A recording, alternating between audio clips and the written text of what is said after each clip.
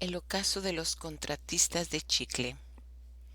Me surgió la inquietud de escribir acerca de este tema con el fin de dar a conocer algunos pormenores de lo que aconteció con algunos contratistas de chicle que al darse cuenta que el chicle ya no era un negocio tan florido como lo había sido en sus buenos tiempos, decidieron aventurarse a probar su suerte en otras actividades, no solo en Petén, sino también en la ciudad de Guatemala y otros lugares. Algunos peteneros que eran niños en el tiempo de la bonanza económica del chicle y que al salir de la primaria se fueron a estudiar a la capital y se graduaron de economistas y administradores de empresas, no se explican qué fue lo que había acontecido y deseaban que alguien les explicara con los términos que ellos habían aprendido en la universidad. ¿Qué había pasado con aquellos almacenes repletos de mercadería que desde niños habían visto? Deseaban saber qué había pasado con los capitales de aquellos señorones que iban y venían de la capital de Guatemala como millonarios.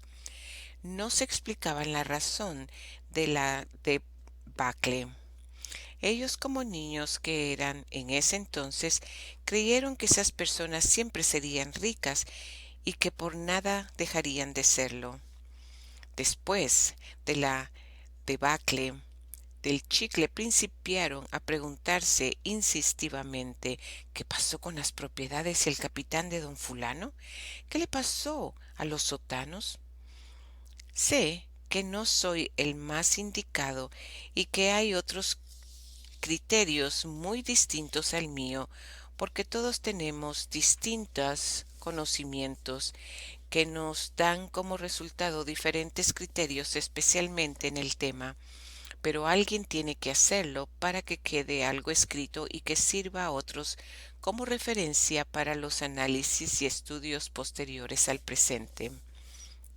Recuerdo a un paisano que recién se había graduado en la USAC de administrador de empresas y platicando con él me decía que el problema de la mayoría de los acaudalados había sido la falta de innovación en la inversión del capital.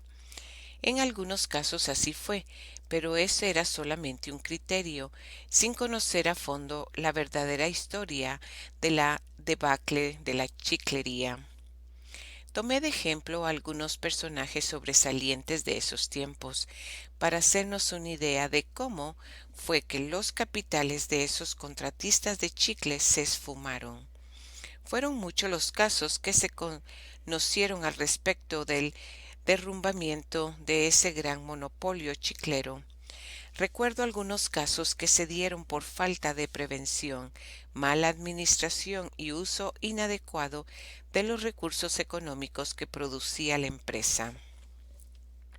Las corrientes revolucionarias que resultaron después del 20 de octubre de 1944 trajeron conquistas de reivindicación social, algunas consecuencias no muy afortunadas para el negocio del chicle en Petén. En primer lugar, antes de la revolución había unos 15 contratistas de chicle y a cada uno le daban 3,000, 5,000 y hasta 10,000 quintales por contrato. Al llegar a Arévalo crearon la Infop, que se hizo cargo de la producción y mercadeo del chicle y siguiendo consignas socialistas ya no fueron 15 contratistas de 1,000, sino 1,000 contratistas de 100 quintales y algunos por contar con buenas referencias hasta el máximo de 500 quintales. Esto ya no era rentable y les surgió la idea a los contratistas antiguos de comprarles sus contratos a los contratistas novatos y que no sabían absolutamente nada del trabajo del chicle. Lo único que tenían a su favor era ser amigos de algún jefe revolucionario. Esto les proporcionaba mejor rentabilidad a los contratistas antiguos y fue una de las razones que dio principio a la pérdida de capitales y a la debacle del negocio de extracción de chicle. Este hecho provocó que todos los contratistas principiaran a innovar y a buscar otras formas de hacer negocios. Algunos se asociaron y formaron empresas como la denominada Cooperativa Agrícola e Industrial Petenera, cuyas siglas eran CAIP, con el objetivo de extraer resina para la producción del chicle, el cultivo de achiote y la recolección de pimienta gorda o nabacuco. Los socios de esta empresa eran 5 respetables contratistas de chicle peteneros, pero no tuvieron éxito. En primer lugar, por los irrisorios contratos de chicle que les daban, que eran de muy poca monta, y en segundo lugar, porque el achiote tarda 5 años en principiar a producir. Análogamente, hubo otros contratistas que trataron de subsistir con las irrisorias ganancias que les dejaba el chicle, como consecuencia de los contratos tan pequeños y de la poca asesoría y quizá malos manejos del Infop, como podemos apreciar con los siguientes ejemplos. 1. Un conocido contratista de este tiempo llegó a tener suficiente dinero como para comprar una casa en la ciudad de Guatemala y enviar a sus hijos a estudiar al extranjero. Al empezar la debacle, se involucró en el corte de maderas preciosas, habiendo llegado a tener un aserradero. Tuvo diferencias con un militar promotor del FIDEP, quien lo llevó a la quiebra. También se asoció con los de la empresa CAIP, los sembradores de achiote, y fracasó. Hipotecó su casa con el afán de salir adelante y perdió su casa. Al final terminaron alquilando casa y con la ayuda de sus hijos lograron salir de sus penurias. 2. Otro llegó de México a Petén después de la revolución de ese país y se casó con una petenera. Lo ayudaron para que trabajara chicle en Petén. Hizo suficiente dinero con el cual compró una casa. Logró enviar a 2 hijos al extranjero a estudiar. Después de la debacle del chicle, los hijos que estaban en el extranjero no se graduaron de nada y se quedaron trabajando fuera de su país, y además enviaban dinero para que vivieran sus papás y demás familia, pues el negocio del chicle ya no era rentable. 3. Este otro llegó rodando tierra desde África vía Belice. Se radicó en Flores e hizo su vida casándose ahí. Tuvo una familia de varios hijos, varones y mujeres. Al morir el papá, los hijos se unieron y juntos lograron tener una buena fortuna, casas en la ciudad de Guatemala, bastante ganado lechero, mulas y caballos, fábrica de helados, salón con rocola y billar.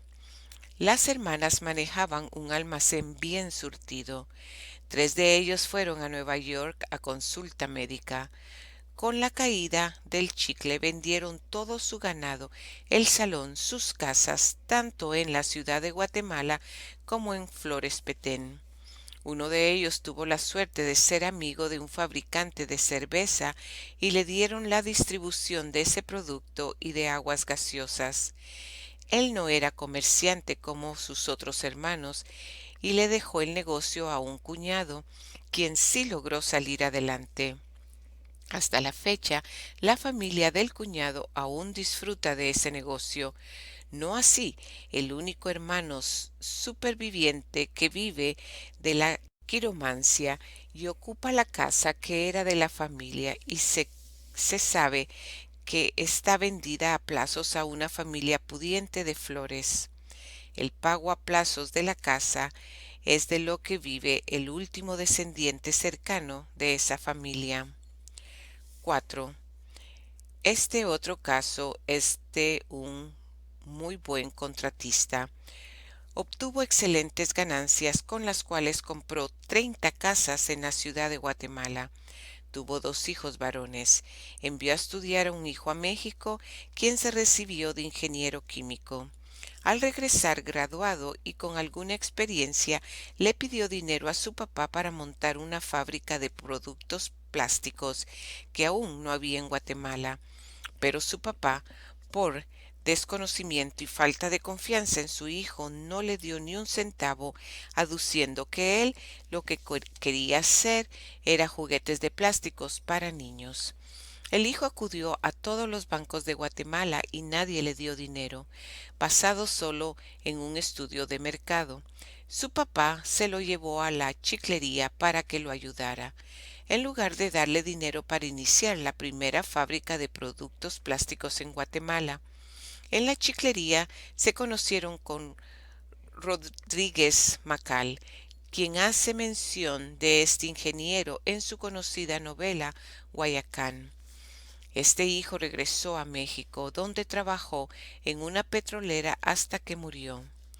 La familia vendió una por una las casas hasta acabar con ellas, terminando así el caudal amasado en la época bonante de la chiclería. 5. La empresa Alvarado Hermanos S.A., al notar que el negocio de la extracción de chicles se estaba contrayendo, decidió incursionar en el corte y exportación de maderas preciosas. Para tal fin se comunicaron conmigo para que yo escribiera una carta en inglés ofreciendo el producto a varias empresas, pero nadie estuvo interesada porque esas empresas requerían que la madera se les entregara en su país sin hacer ninguna inversión adelantada. 6. Análogamente, siguieron quebrando otros contratistas como José María Penados, Rosendo Robles, Maximiliano Penados, Francisco Valdizón, Gutiérrez Hermanos, Filadelfo Fión, Francisco Rosado, Elías Tájer, Nicolás Tájer, Eduardo Díaz, etc., y pequeños contratistas como Francisco Borges, Nicolás Osaeta, Francisco Morfín, Agustín Cashborn y otros muchos más resultaron en quiebra, no solamente por la falta de la demanda del chicle, sino por falta de asesoría de mercado o de innovación de inversiones a raíz del cambio en el rendimiento de los contratos en el manejo de la explotación de chicle. Todo aquello que se inició como una aurora refulgente y con inigualable poderío, llegaba a su más débil etapa. Aquellos grandes negocios derivados del chicle llegaban a su final. La explotación del chicle dejaba de ser atractiva y productiva. La fiebre que inmoló a los criollos y extraños se convertía en un negocio común y corriente y hasta podría ocasionar algunas pérdidas. Aquel bullicio de los hatos o campamentos se silenciaba. La luna pretendía colarse entre las ramas del chico zapote, invadiendo con sus rayos de plata aquel entorno que antes fuera de alegría, trabajo de cuitas sentimentales, como una huella de aquella enorme empresa que movió capitales, que notoriamente activaron la vida de aquel pueblo escondido de la metrópoli. El ocaso de la chiclería era notoria, era palpable, no se creía, pero ahí estaba como todo poderío que ha vivido su esplendor, decae y termina. Así también llega, sin esperarlo, el ocaso de la chiclería.